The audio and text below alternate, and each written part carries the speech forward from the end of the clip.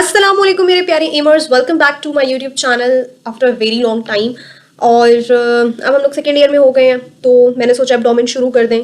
तो थोड़ी सी हिम्मत बांध ली है, तो एब्डोमेन शुरू करते हैं।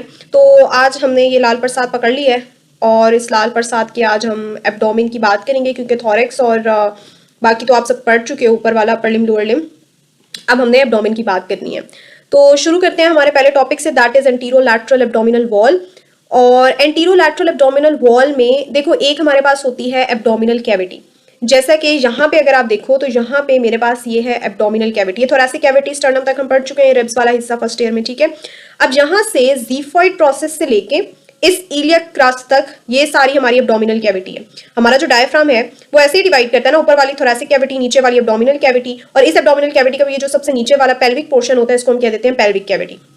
ऐसा ही है। अब इस एब्डोमिनल कैविटी के अंदर तो ऑर्गन्स पड़े हुए हैं, आपके लंग्स, सॉरी आपका लीवर पड़ा है, आपकी इंटेस्टाइन पड़ी है, और पेल्विक कैविटी में जो है वो आपके यूरिनरी ब्लैडर वगैरह ये सब चीजें पड़ी हुई हैं।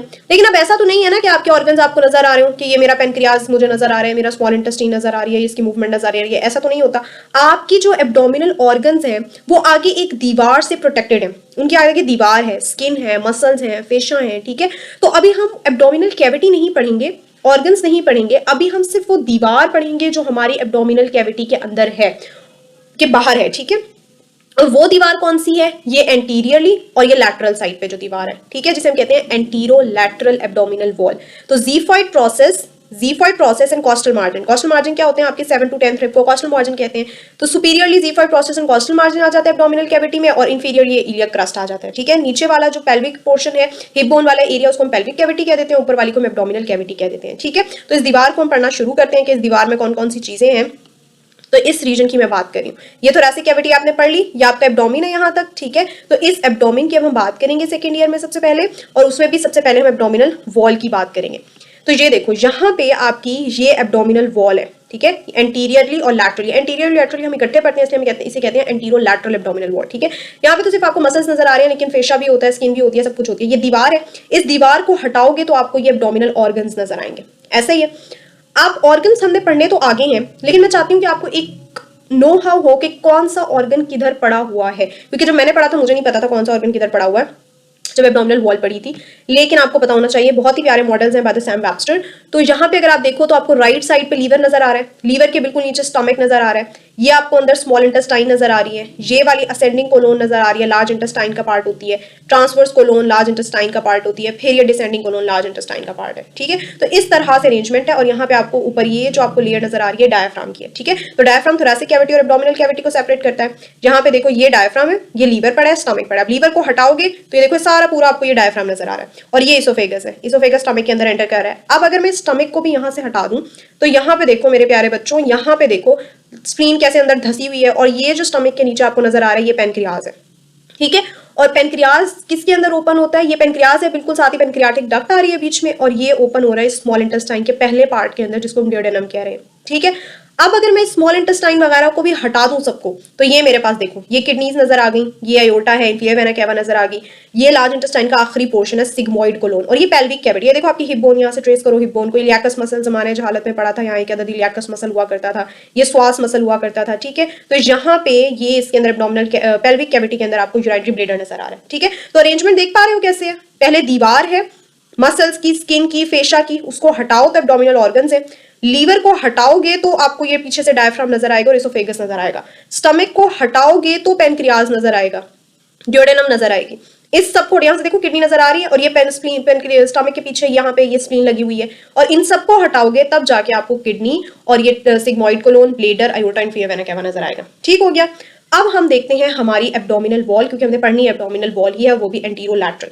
अब एब्डोमिनल वॉल में हमारे पास क्या आता है? सबसे पहले आपको पता है कि जाहिर सी बात है स्किन आएगी, इसको ट्रेस करना, ठीक है, इस डायग्राम को। सबसे पहले स्किन आ गई, उसके बाद क्या शुरू होता है? सुपरफिशियल फेशा शुरू होता है। फेशा क्या होता है? कनेक्टिव टिश्यू होता है, फैट भरा हुआ होता है उसके अंदर। तो ये जो सुपरफिशियल फेशा है, इसकी 2 लेयर्स होती हैं। एक होती है फैटी लेयर, ये देखो सुपरफिशियल फेशा की फैटी लेयर, ये जो येलो वाली आपको नजर आ रही है, इसे हम कहते हैं कैम्पर्स फेशा, ठीक है।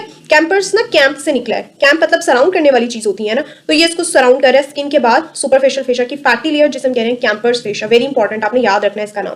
उसके बाद सुपरफिशियल फेशिया की हमारे पास आती है एक मेम्ब्रेनस लेयर, एक झिल्ली टाइप आएगी, यानी पहले आपको स्किन हटाओगे तो आपको बहुत सारा फैट नजर आएगा, फैट को हटाओगे वो सुपरफिशियल फेशिया की पहली लेयर होगी, उस फैट को हटाओगे तो एक झिल्ली सी मेम्ब्रेन नजर आएगी, वो सुपरफिशियल फेशिया की दूसरी लेयर है मेम्ब्रेनस। यहाँ पे देखो ये बिल्कुल झिल्ली सी आपको नजर आ रही है, ठीक है। तो स्किन हो गई, सुपरफिशियल फेशिया दो होते हैं, कैम्पर्स फेशिया इसको हम कहते हैं, जो मेम्ब्रेनस लेयर होती है उसको हम कहते हैं स्कारपास फेशिया।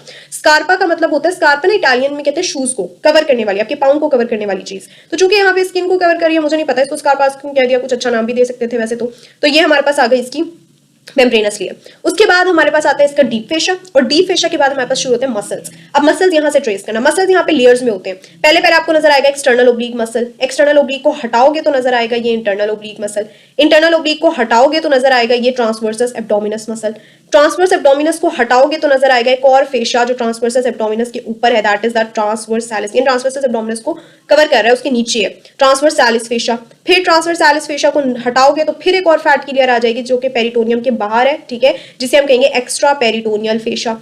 फिर एक्स्ट्रा पेरिटोनियल फेशिया को हटाओगे तो पेराइटल पेरिटोनियम, और पेराइटल पेरिटोनियम के बाद जाके ऑर्गन्स नजर आने शुरू होंगे। देखो स्मॉल इंटेस्टाइन नजर आ रही है, ठीक है। तो ये अरेंजमेंट याद रखो, सबसे पहले स्किन, सुपरफिशियल फेशिया की दो लेयर, फैटी लेयर को कैम्पर्स फेशिया बोलेंगे, मेम्ब्रेनस लेयर को स्कारपास फेशिया बोलेंगे। जल्दी जल्दी मेरे साथ रिवाइज करो। डीप फेशिया, डीप फेशिया के बाद मसल्स आएंगे, मसल्स भी लेयर्स में होते हैं, पहले एक्सटर्नल, फिर इंटरनल, फिर ट्रांसवर्स एब्डोमिनस, फिर उसके नीचे ट्रांसवर्स सैलिस फेशिया आता है ये वाला, उसके नीचे फिर एक्स्ट्रा पेरिटोनियल फेशिया आता है, फिर जाके पेराइटल पेरिटोनियम, फिर आपकी वो एब्डोमिनल कैविटी आपको नजर आना शुरू होती है। उसके बाद हमने स्किन में एक ही टर्म पढ़नी है, और वो है हमारे पास हमारी क्लीवेज लाइंस है, जिन्हें हम लैंगर लाइंस कहते हैं।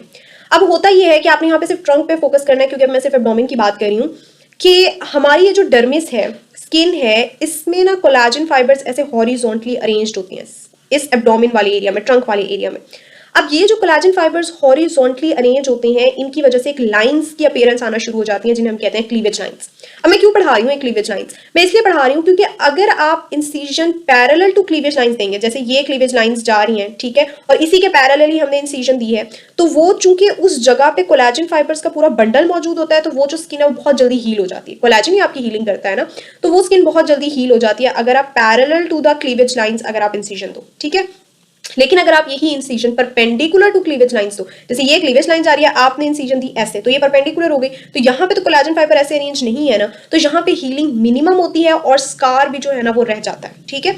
तो क्लीवेज लाइंस हॉरिजॉन्टल लाइंस हैं जो कि आपके रन करनी है ट्रंक पे, बनी कैसी हैं, कोलाजन फाइबर्स की डेपोजिशन से बन जाती हैं, और यहाँ पे अगर आप इंसिजन अलोंग द लाइन दो तो वो जल्दी हील कर जाता है, क्योंकि वहाँ पे कोलाजन फाइबर, और अगर परपेंडिकुलर दो तो वो देर से हील करते हैं। आपको मैं क्लीवेज लाइंस ये देखो, यहाँ पे आपको ये लाइंस नजर आ रही हैं जिनको आप रिंकल्स कह देते हो, जिनको आप बुरा समझते हो, लेकिन ये क्लीवेज लाइंस आपको, ये नेक पे आपको क्लीवेज लाइंस नजर आ रही हैं, ठीक है, कोलाजन फाइबर्स से बनती हैं। उसके बाद हम एक टर्म यूज करते हैं वाटर शेड लाइन। अब वाटर शेड लाइन क्या है? वाटर शेड लाइन हम कहते हैं आपके इस अम्बलाइकस के रीजन को। देखो वाटर शेड का मतलब होता है दो दरियाओं और उनके बीच में ना एक आपके पास, सपोज ये एक दरिया है मेरे पास, ठीक है, ये एक दरिया है और यहाँ पे मेरे पास एक और दरिया है, ठीक है। इन दो दरिया के दरमियान में एक ना जमीन का छोटा सा टुकड़ा होता है जो कि इन दो दरियाओं को आपस में सेपरेट कर रहा होता है, ठीक है। दो लेक्स जा रही हैं, उसके बीच में छोटा सा आपका जमीन का एक टुकड़ा जो कि इन दो लेक्स को सेपरेट कर रहा है, उसको हम कहते हैं वाटर शेड लाइन, ठीक है। तो अब यहाँ पे हमारे पास क्या है कि ये जो अम्बलाइकस का लेवल है ना, इसको हम कहते हैं वाटर शेड लाइन, क्योंकि इससे ऊपर वाला लिम्फ का जितना भी दरिया है वो जाके ड्रेन करेगा आपके एक्सिलरी लिम्फ नोड्स में, और particularly anterior axillary lymph nodes में। और अम्बलाइकस से नीचे वाला जितना भी लिम्फ का दरिया है, जितनी भी लिम्फेटिक्स है, वो अल्टीमेटली ड्रेन करेंगे आपके सुपरफिशियल इंग्वाइनल लिम्फ नोड्स में। जमाने जहालत में हमने पढ़ा था लोअर लिम्ब में कि इंग्वाइनल लिगामेंट के नीचे सुपरफिशियल इंग्वाइनल लिम्फ नोड्स होते हैं। तो इस अम्बलाइकस को, क्योंकि दोनों को सेपरेट कर रहा है ना, तो इस अम्बलाइकस को हम क्या कहेंगे, इस अम्बलाइकस के लेवल को हम कहेंगे वाटर शेड लाइन। तो यही बात यहाँ पे लिखी हुई है कि लिम्फेटिक्स अबव द अम्बलाइकस वो ड्रेन करेंगी एंटीरियर एक्सिलरी लिम्फ नोड्स में, और जो लिम्फेटिक्स अम्बलाइकस के नीचे होंगी वो ड्रेन करेंगे आपके सुपरफिशियल इंग्वाइनल लिम्फ नोड्स में। समझ आ गई? उसके बाद हम चलते हैं कि हमारे पास जो एब्डोमिनल वॉल है, उसकी जो एंटीरोलैटरल एब्डोमिनल वॉल है, उसकी नर्व सप्लाई क्या है। तो यहाँ पे देखो कि जो थोरैसिक नर्व्स हैं वो नीचे वाली जो थोरैसिक नर्व्स होंगी वो सप्लाई कर रही होंगी एब्डोमेन को, और साथ में जो आपके पास लंबर वर्टिब्रा से जो लंबर स्पाइनल नर्व्स निकल रही हैं स्टार्ट वाली, वो सप्लाई कर रही होंगी। तो लोअर 6 थोरैसिक नर्व्स कहाँ से बनती हैं? T7 से लेके T12 तक, और L1 स्पाइनल नर्व में दो नर्व्स आती हैं, इलियो हाइपोगैस्ट्रिक भी आती है और इलियो इनगुइनल भी। अब देखो ये एंटीरियर और लैटरल साइड में मौजूद है ना, तो कौन सी नर्व सप्लाई है एंटीरोलैटरल एब्डोमिनल वॉल की? T7 से लेके, यहीं से आपके एब्डोमिनल वॉल शुरू हो रही थी ना, कॉस्टल मार्जिन से, ठीक है। तो T7 से लेके T12 तक, और L1 में दो आती हैं, इलियो हाइपोगैस्ट्रिक भी आती है और इलियो इनगुइनल भी आती है। समझ आ गई? एक चीज याद रखना, ये जो मैंने आपको नर्व सप्लाई बता रही हूँ ना, ये आप समझ लो क्यूटेनियस है। कोई भी चीज अगर मैं कहूँ ना क्यूटेनियस है, क्यूटेनियस ब्लड सप्लाई या सुपरफिशियल की अगर मैं बात करूं, तो वो जो सुपरफिशियल चीज है ना वो होगी यहाँ पे आपके सुपरफिशियल फेशिया के दोनों लेयर्स के दरमियान। यहाँ पे देखो, ये आपकी फैटी लेयर है, ये मेम्ब्रेनस लेयर है, इनके दरमियान में आपको ब्लड वेसल शो की गई है। तो कोई भी चीज अगर सुपरफिशियल या क्यूटेनियस कहा जाए तो वो सुपरफिशियल फेशिया की दो लेयर्स के दरमियान है, क्योंकि क्यूटेनियस है तो स्किन के बिल्कुल नीचे होगी, तो इन दो लेयर्स के दरमियान होगी, ठीक है।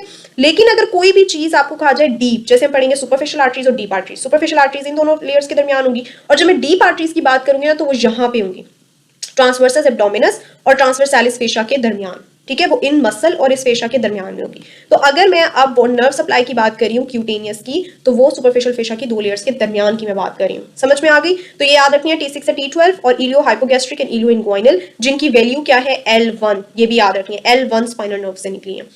यहाँ पे देख लो कि ये आपके पास T7 से लेके T12 तक, अगर आपको याद हो थोरैसिक जो नर्व्स होती थी हमारे पास, इंटरकॉस्टल नर्व्स, उनकी लैटरल क्यूटेनियस ब्रांचेस होती थी। तो चूंकि एंटीरो लैटरल एब्डोमिनल वॉल को सप्लाई करना है, तो ये T7 से लेके T12 तक की भी अगर आप फर्दर ब्रांच बताना चाहो तो ये लैटरल साइड पे और क्यूटेनियस है, तो लैटरल क्यूटेनियस ब्रांचेस होंगी। और दो नर्व्स इधर से आती हैं, लंबर रीजन से, ये थोरैसिक रीजन से आ रही है, और ये लंबर से L1 जो स्पाइनल नर्व है उसके आगे दो आती हैं आपके पास, एक इलियो हाइपोगैस्ट्रिक नर्व और दूसरी आपके पास इलियो इंग्वाइनल नर्व, जो कि नीचे इंग्वाइनल रीजन को सप्लाई करेंगी। ठीक हो गया? और ये इसकी एंटीरियर क्यूटेनियस ब्रांचेस है। ये जो थोरैसिक नर्व्स होती है ना, इसकी दो ब्रांचेस आपको याद होंगी, हमने पढ़ी थी, इंटरकॉस्टल नर्व्स की दो ब्रांचेस होती है, एंटीरियर क्यूटेनियस होती है और लैटरल क्यूटेनियस होती है। तो एंटीरियर क्यूटेनियस किसको, एंटीरियर एब्डोमिनल वॉल को कर रही है, और लैटरल क्यूटेनियस किसको कर रही है, लैटरल एब्डोमिनल वॉल को। जो हम इसको इकट्ठा पढ़ते हैं तो हम इसको कहते हैं एंटीरियो लैटरल एब्डोमिनल वॉल। समझ में आ गई? अब हम चलते हैं डर्माटोम्स पे। डर्माटोम्स मुझे आज तक जिंदगी में कभी फर्स्ट ईयर में समझ नहीं आए थे, ना ही मैंने कभी याद किए थे, क्योंकि मुझे नहीं आते होते थे। लेकिन अब मुझे थोड़ा सा आइडिया हुआ है कि डर्माटोम क्या है। डर्माटोम ये है कि ये देखो, ये आपके पास स्पाइनल कॉर्ड का क्रॉस सेक्शन है, तो मैं थोड़ा सा आपसे शेयर कर रही हूँ कि स्पाइनल कॉर्ड का क्रॉस सेक्शन है, जिससे आपको पता होगा एक डॉर्सल रूट निकलती है, एक वेंट्रल रूट निकलती है। जो डॉर्सल रूट है उसमें सेंसरी फाइबर्स होती हैं, और जो वेंट्रल रूट है उसके अंदर मोटर फाइबर्स होते हैं, ठीक है। ये सेंसरी और मोटर फाइबर्स मिलके एक नर्व बना लेते हैं, जिसे हम कहते हैं स्पाइनल नर्व। अब इस स्पाइनल नर्व के अंदर देखो, ये सेंसरी न्यूरॉन्स भी हैं और ये वाले मोटर न्यूरॉन्स भी हैं, ठीक है। अब होता क्या है कि ये जो मोटर न्यूरॉन्स है ना, ये तो आगे जाके बना देते हैं आपके ब्रेकियल प्लेक्सिस, आपके लंबर प्लेक्सिस। ये मोटर न्यूरॉन, फॉर एग्जांपल अगर ये आपके C5 स्पाइनल नर्व है, ठीक है, C5 वर्टिब्रा के लेवल पे है C5 स्पाइनल नर्व, वो C6 के साथ मिली, 7 के साथ मिली, 8 के साथ, ऐसे मिल के ना वो प्लेक्सिस बना देती हैं। आपने पढ़ा होगा ब्रेकियल प्लेक्सिस। अब अगर मैं रेडियल नर्व कहती हूँ ना, तो रेडियल नर्व के अंदर C5 से लेके T1 तक की स्पाइनल नर्व्स मिलके रेडियल नर्व बना रही है। रेडियल नर्व कोई एक नर्व नहीं है, बहुत सारी C5 से लेके T1 तक की जो स्पाइनल नर्व्स है उनके मोटर फाइबर्स मिलके रेडियल नर्व बना रहे हैं, जो कि आपके मसल्स को सप्लाई कर रही है। लेकिन डर्माटोम क्या होता है कि जो एक ही स्पाइनल नर्व स्किन के किसी खास एरिया को सप्लाई कर रही हो ना, उसे हम डर्माटोम कहते हैं। जैसे सपोज अगर मेरे पास ये है T7 स्पाइनल नर्व है, ठीक है, T7 स्पाइनल नर्व है। अब इस T7 स्पाइनल नर्व के जो मोटर फाइबर्स हैं उन्होंने तो जाके ब्रेकियल प्लेक्सिस में वो इन्वॉल्व हो गई, ठीक है, प्लेक्सिस बना दी उन्होंने। लेकिन जो मेरे पास इसका जो सेंसरी फाइबर है ना, ये सेंसरी फाइबर जाएगा और स्किन के किसी एक खास सेगमेंट में जाके सेंसरी इनर्वेशन देगा, वहां से ये सेंस करेगा चीजों को, ठीक है। तो ये क्या है, ये कोई खास सेगमेंट, ये अगर मैं C5 अगर मैं इसे T7 कह रही हूं, तो ये T7 स्पाइनल नर्व का सेंसरी न्यूरॉन है जो स्किन के किसी एक खास सेगमेंट को जाके सप्लाई करेगा। रेडियल नर्व में तो C5 से लेकर T1 तक स्पाइनल नर्व्स आ रही हैं, लेकिन जो T7 का सेंसरी न्यूरॉन है वो स्किन के किसी एक खास सेगमेंट को सप्लाई करेगा, इसे हम कहते हैं डर्माटोम, ठीक है। अब देखो T7 के लेवल पे हमारे पास क्या है, T7 का जो स्पाइनल नर्व है वो Z5 प्रोसेस के लेवल पे सप्लाई करती है, ठीक है। T10 का जो लेवल है वो अम्बलाइकस को सप्लाई करता है, ठीक है। और L1 जो है ना, ये L1 जो डर्माटोम है, ये हमारे पास क्या करता है, अबव इंग्वाइनल लिगामेंट से ऊपर की जगह और प्यूबिक सिम्फाइसिस की जगह, यहाँ पे देखो इसको सप्लाई करता है। तो ये बहुत इंपॉर्टेंट है याद रखना डर्माटोम कि T7 के लेवल पे Z5 प्रोसेस का होता है, T10 के लेवल पे अम्बलाइकस का होता है, और L1 के लेवल पे जो है ना वो above inguinal ligament and pubic symphysis होता है। ठीक हो गया? तो अभी हम इतना ही पढ़ेंगे। नेक्स्ट वीडियो में हम फिर इंशाल्लाह इसको मजीद कंटिन्यू करेंगे। If you like the video, do like it, share it and subscribe it. और इसको याद करना है अच्छे से, क्योंकि एनाटमी जब तक आप समझोगे नहीं, खुद से नहीं समझोगे, याद नहीं करोगे, आपको कुछ भी नहीं आएगा। सो टेक केयर, अल्लाह हाफिज।